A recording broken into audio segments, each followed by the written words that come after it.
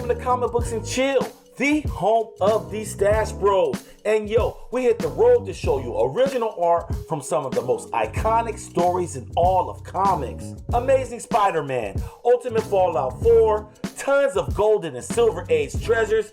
We hit the motherlode. The Stash Bros invaded the LA Comic Art Show in Redondo Beach, California. We chopped it up with some of the biggest wheelers and dealers in the original art world. Cool Lines art, Rob Liefeld's rep, panel page art, and some young guns, Dinesh and Mike. We're getting ready to show y'all some heat.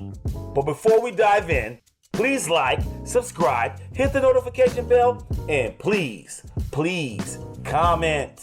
Let's get started. I used to buy from Jim Starlin directly back in the 1980s. You bought from Jim Starlin directly. And you said you've been in the game since 78, 79. Right. Professionally, we've been doing it since about 81. So Wow. just over 40 years in the business. We're the oldest continually operating comic art dealers. And what's the That's the most passage of Russ Cochran and some of the old timers. the passage of who again? Russ Cochran and his auctions. He was before us in the earlier 70s.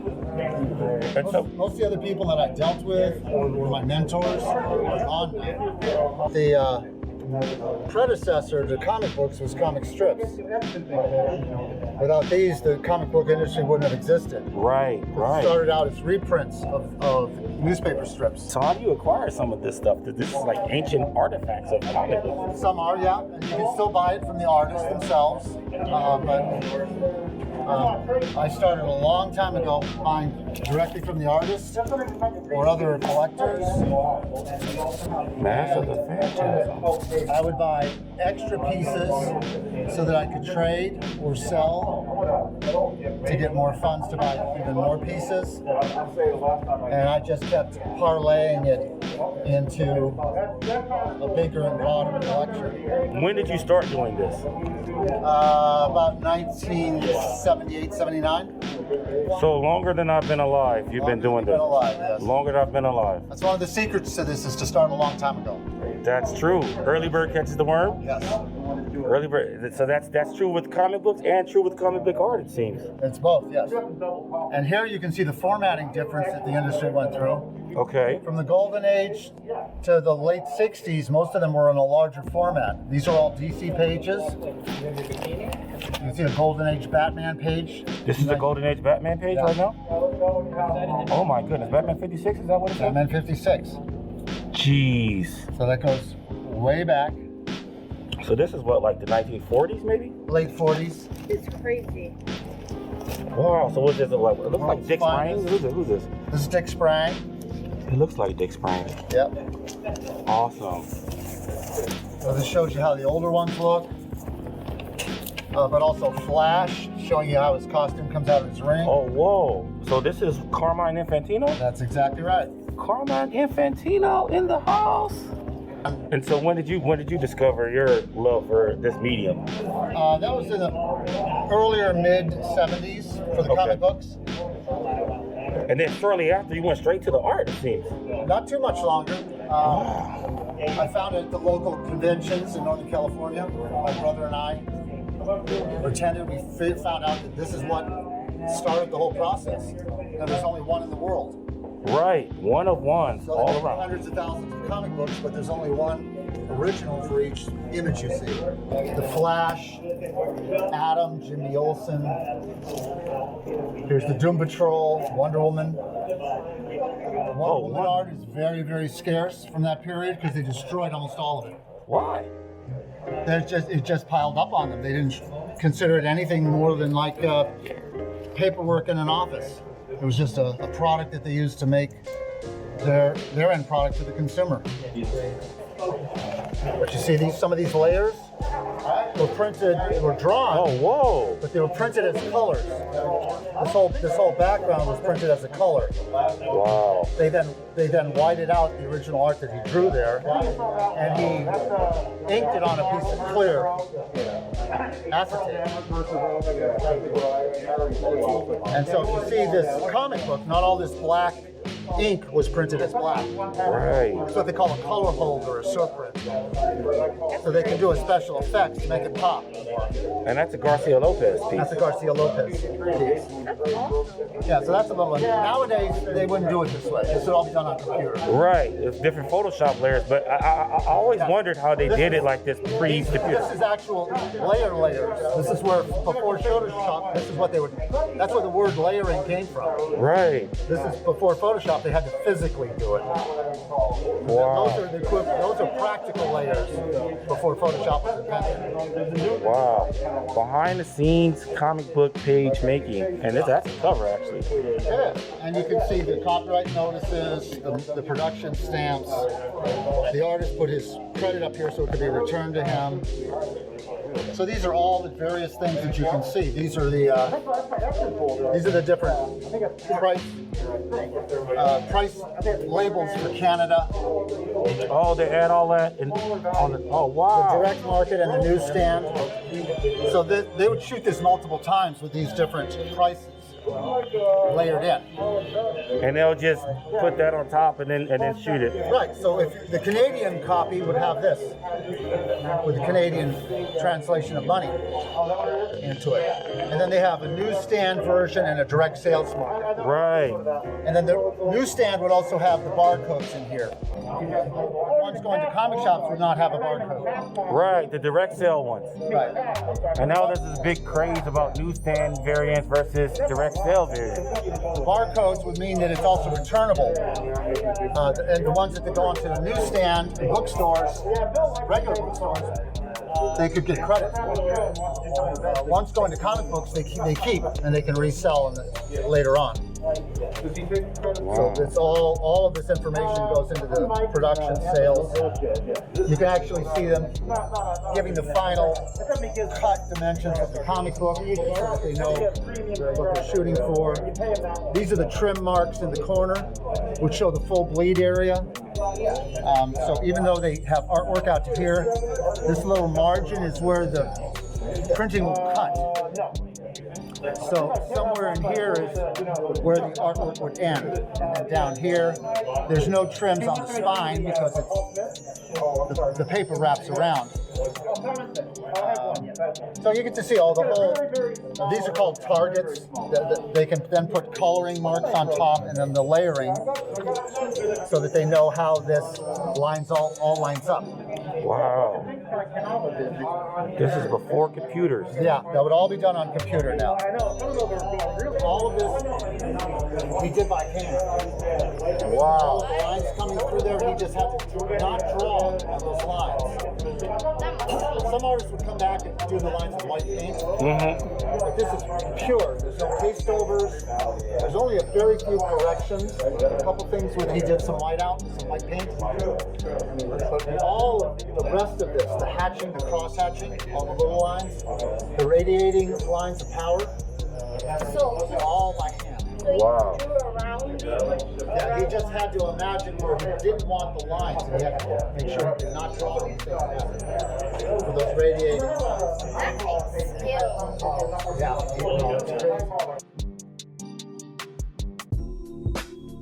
My company's called Panel Page Art. We sell original comic art. The actual drawings that the artists do that become the printed comic book later on. Mostly it's the kind of stuff I deal with. It tends to be like superhero art from the 60s, 70s, 80s, and 90s are like really hot right now. When did you start collecting original comic art? I started in the 90s actually. A buddy of mine gave me this auction catalog for like Sotheby's, and in it was like the complete issue to Spider-Man 121, which was like the death of Gwen Stacy, who when I was a kid, I was like, oh, I love Spider-Man and Peter Parker, and I thought like Gwen Stacy was like, you know, ad hoc my own girlfriend. So her death like struck me pretty hard, and the fact that like you could get like the entire story, like the original pages at auction, seemed pretty amazing to me. So like the mid '90s is when I started collecting, and then And it started off with a Silver Age Spider-Man piece where you started off with? I think I bought like a Sal Buscema Spider-Man, Spectacular Spider-Man page for $15. Prices started to like go up in value. I started realizing that in order to sort of sustain my hobby was I was going to have to sell pieces, and you know, so I got really into the idea of like buying pieces that I felt were going to go up in value, so that I could sell them and have more income to buy other pieces to sustain myself in the hobby. And at a certain point, I was doing so well that I realized this could actually be a business. And you know, now I sell art for many consigners. You know, and it's sort of spiraled into, you know, actually a business where I like support myself. This is what I do full time. It's what I love doing. It's always like every day is kind of like a treasure hunt for me. And a lot of art that I get now, like I generally speaking, you know, charge a commission rate to sell other people's art. So I have a lot of art that belongs to other people that they've consigned to me. I also represent, if you're looking at Rob Liefeld stuff right now, I represent Rob Liefeld and I sell his art. So that's quite exciting because I get to see all the new pieces that he does. And the pieces you're looking at right now are for his one shot called it's called Kill Shot, which comes out in a week and a half. It's his return for the 30th anniversary of X-Force, which he created in the 90s. So this stuff is not even out yet. This stuff will be out, yeah, it'll be out in like 10 days. You're looking at covers, six sequential covers to that particular issue. And this is called Kill Shot. Kill Shot. It's X-Force Kill Shot. That's Major X that you're looking at right there. This is a newer character, isn't it? Yeah, he created that just last year actually. Yeah, I remember. And this is a big one. And that's Domino. So yeah, working with Rob is really exciting. He's one of the greatest optimistic creators that I've ever met. He's an incredible cheerleader for the hobby, and working with him is just not only is he creative and amazing at what he does, but he's just a great guy as well. Wow. And how long have you been working with Rob? Rob and I have been working together about 3 years. Oh wow. Yeah. And how did that happen? Did you find him or did he find you because of your reputation? Well, I also for a while I was a comic book writer, and so I got to know him a number of years ago. I was publishing my stuff through Image, and he was as well, and so we would bump into each other. We had mutual acquaintances, and at the time that I decided I was going to like really ramp up and form a corporation called Panel Page Art, he and I sat down and we talked, and you know, we're very like-minded in terms of hustle and what we wanted to do, and so it seemed to be like a really good partnership that we'd embark on. So it's been great. Just tell me a little bit of how you got into this world, because this is a unique world. It's the same way a lot of people get into the world. You start collecting comic books. I work in comic books. Okay. I'm the co-CEO of a company called Bad Idea. Okay. So you start collecting comic books, start working comic books. Then you want to get closer to the kind of inception point, things like CGC books. We talk about CGC series books, and eventually you realize the thing you love the most are the creators, and this is the closest you can get to the point of artistry. This cover, Jim Lee, probably spent a week on at the board every day, sweating over, pouring over. There's a lot of energy into this stuff, and it's cool, man. And isn't this Jim Lee's first Uncanny cover? Yeah, this is Jim Lee's first X-Men cover. First X-Men cover right here. The first Jim Lee X-Men cover. This what started it all. So is this your only Jim Lee piece you have in this stack? No, there's another one in here somewhere. There's another Jim Lee. Alpha Flight. This is where it started it all, right? Did he do his first Marvel work with Alpha Flight? Yeah, I believe you're right. Jim Lee, look at that. See that Sig? And then also Puck. Look at that Puck. Look at that. For all the Wolverine fans. Woo. This is art. I saw a Doomsday page. Wait a minute, hold on. Is that? That's Friday 300. This is the original? Yeah. This is ASM 300, guys. Todd McFarlane. How long have you owned this, dude? Jesus. 3 or 4 years ago, I ran a company called Valiant for 15 years. Valiant. Yep. And then I was forced out. Okay. And but it was not an unhappy story because they had to pay me a good amount of money, and so I filled my Valiant-shaped hole in my heart with original art. This is how I came to know you, Dinesh. Is that right? Yes. Because we have a friend in common, We right? have a friend in common, Christian for Eldine Comics. Okay. And and we got a Stan Lee on there too, guys. Stan Lee Sig, Andy Kubert, right there. You can tell his signature hasn't changed much over the years. That's what, 87, 88? When is this? This is published in 1990. 1990. For whatever reason, it's got an 86 day work on it. Oh, wow. But you know what? So is this on the same day. I never noticed that. So maybe it was just they would mark These are them all. iconic. I believe, if I'm not mistaken, ASM 300 has the most books in the CGC Census. I think Right. it's the most slab book. And you have the OG cover. OG, what else you got here? So you got the Marvel's 90 hotness. Ooh. Rob Liefeld. You got some Rob Liefeld action. By Todd McFarlane. Wow. And then Infinity Gauntlet 4. I see George Perez signature here. Bob, I can never pronounce his last name. Wyachek. There we go. I see George Perez there.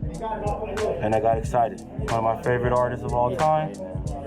Look, come and get me, Home Skillets. Come and get me. All right, what else, man? What else? So what was like your first piece you ever you got where you're like, you know what? I'm gonna splurge and treat myself and get me something original. I'll show you this one. Okay. This one, I'm a Valiant fan.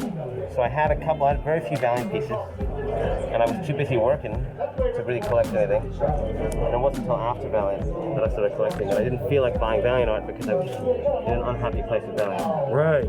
But now I'm in a much happier place with Valiant. So this was the first piece. The first piece. It's Magnus Robofighter. I love Magnus. Wow.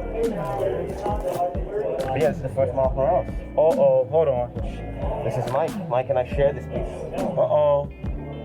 This is hard right here. Probably the hottest book since last year in Marvel, probably. Mike's been at this for a long time. How did you guys get this? This is insane. Mike's story. Mike, tell me how you got this dang cover. Ultimate Fallout 4. So this was actually housed in a collection by a guy named Thomas Fish, who had it listed for sale at a very handsome premium, and I really, really wanted to try to negotiate with him.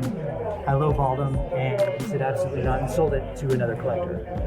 And so for the next year or so, I emailed Fish every couple months or so, asking him if the collector had paid it off because it was a consignment.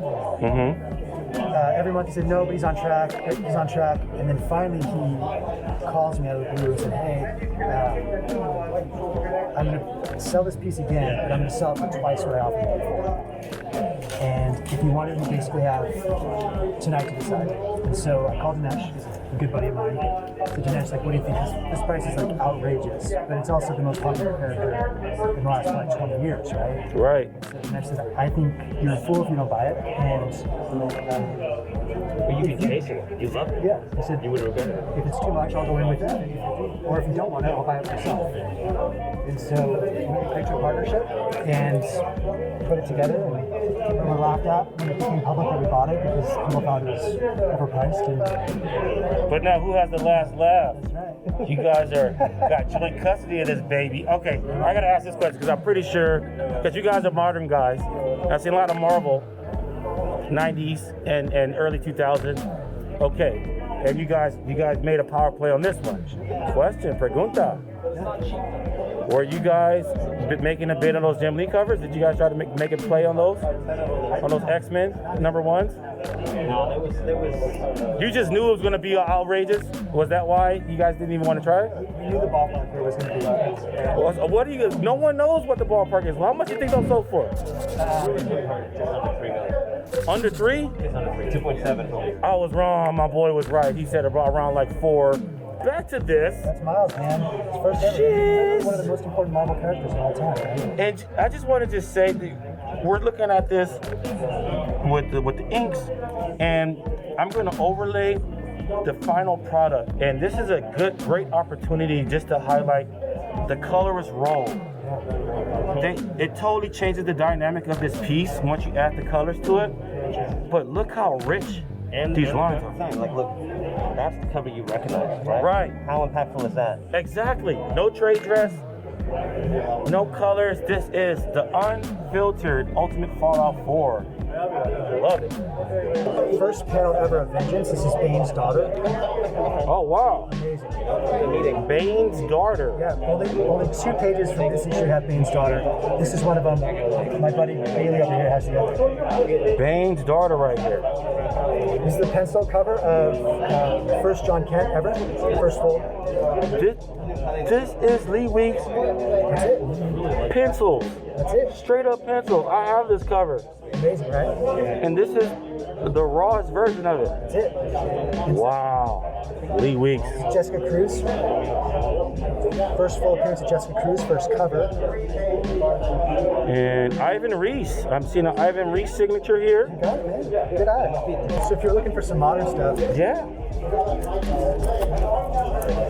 I'll show you arguably my best piece from modern. There we go. Heavy hitters. There you go. First ever Spider-Gwen. First ever Spider-Gwen. Spider-Gwen cover.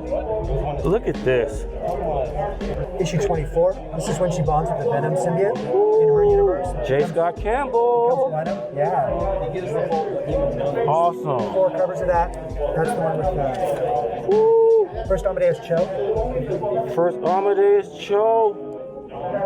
We were just talking about this on the show. Yeah, so I mean Marvel's big 3 in terms of modern characters. You got Miles, you got Kamala, and then you got Amadeus. Woo! So this is these are all the first appearances of Kamala covers. So she's not on this cover, but it's a McNiven cover. McNiven in the house. Again, that's Kamala's first. That's the Captain Marvel 14. That's her when she first gets her powers. Captain Marvel 17. The memes begin. Dark Hawk #1. Dark Hawk #1 in the house. Young Avengers. These guys are definitely coming to the MCU. Yep, they are. So this is Jim Chung, it looks like. Jim Chung, you got it. So you got Iron Lad, you got Patriot, Wiccan, Hulkling, first appearance issue. Oh my goodness. Let's see. Same crew here. And then we start getting pretty wild because you got Kate Bishop coming up.